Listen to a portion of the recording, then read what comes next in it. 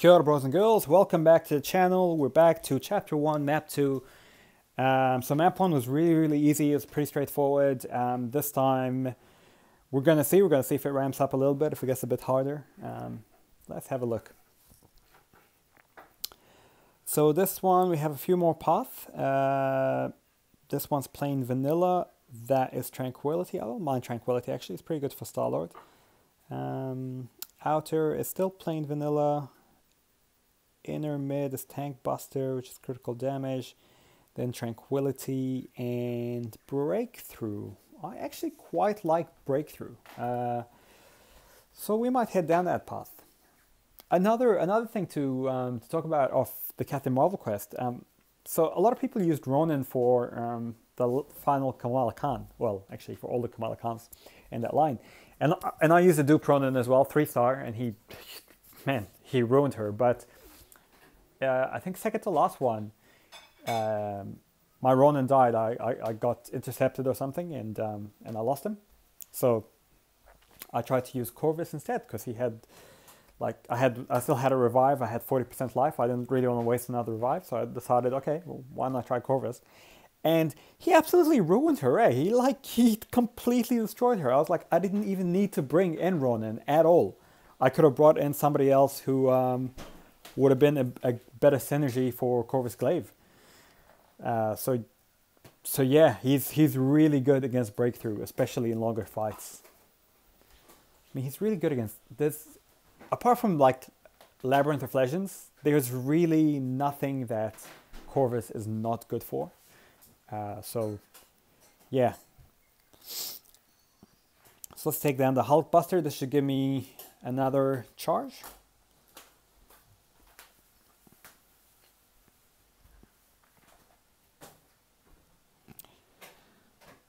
I got a lot of people in my alliance telling me to R5 my Corvus Glaive, and to be honest, I'm pretty tempted. But I'm kind of... T5Bs are so expensive. They're so rare, and I feel like... So, in my old alliance, I had this guy who popped a 4-star blade. This was back, when Blade first came, and he popped 4-star blade from one of those special crystals, and it was a big deal. 5-star wasn't featured, but obviously a bit more difficult. And 5 stars by then, at that time, were pretty hard to get by, right? So you pop a 4-star and you're really happy. And he awakens him and he maxes him. He rank 5, so he's so happy. And then literally like a couple of days later, he pops a 5-star blade.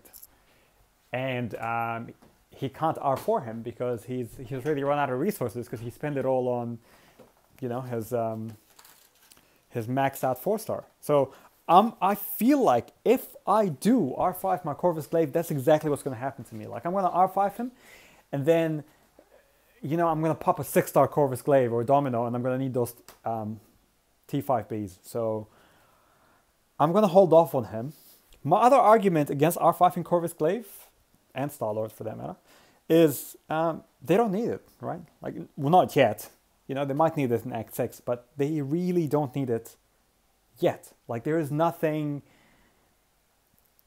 that I could do with a rank 5 Corvus that I can't really do with a rank 4 Corvus, right? I can get through Uncollected, no problem. I can get through the special quests now, no problem. So yeah, man, I'm going to try to hold off rank 5ing him as much as I can. There's only maybe one person I would rank 5 who's a 5-star at the moment, which is probably Aegon, because I'm more likely to get him awakened than his 6-star compatriot. And this Korg is really kicking my ass.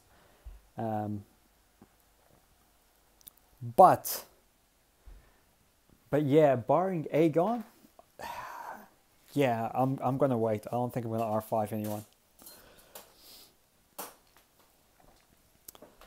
So, man, Korg really did the number on Corvus Glaive, eh? Not really paying too much attention and just got my ass handed to me. But I think I've got enough life to just ruin Punisher. And anyway, it's only map 2 of chapter 1, so it should be pretty straightforward. I've got some other guys as well, so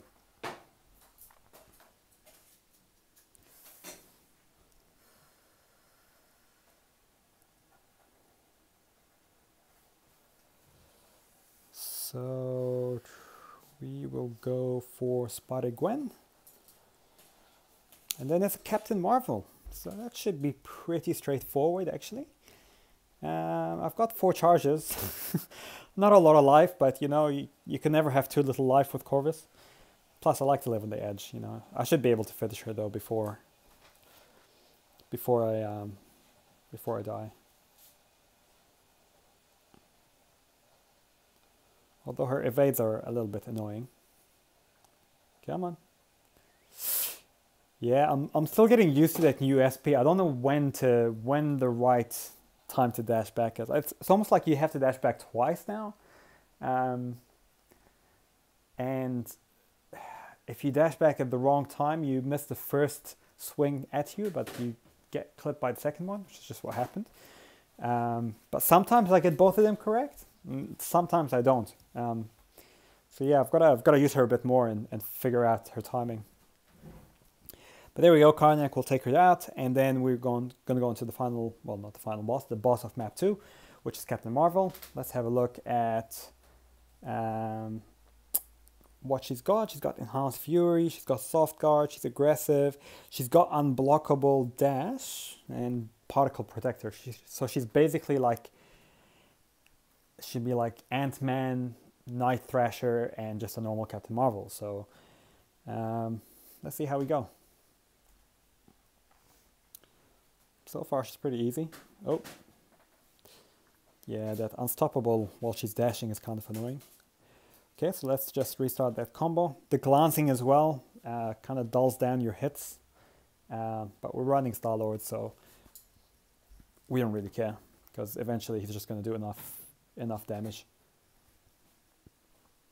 And this is good, so long as we keep her in the corner, just keep evading those SP1s and SP2s, then she can't dash at us, and if she can't dash at us, she can't go unstoppable, and she can't go unblockable, and if she can't go unstoppable, and she can't go unblockable, then she's really just a normal Captain Marvel, and that's it. We just kick her face into oblivion. And yeah, so that's Chapter 2, Map 2. Get her in the corner, pin her down, and then just keep going for it. SP1 and SP2 is pretty easy to evade, so you shouldn't have a problem with Map 2. But if you do, hit us up below.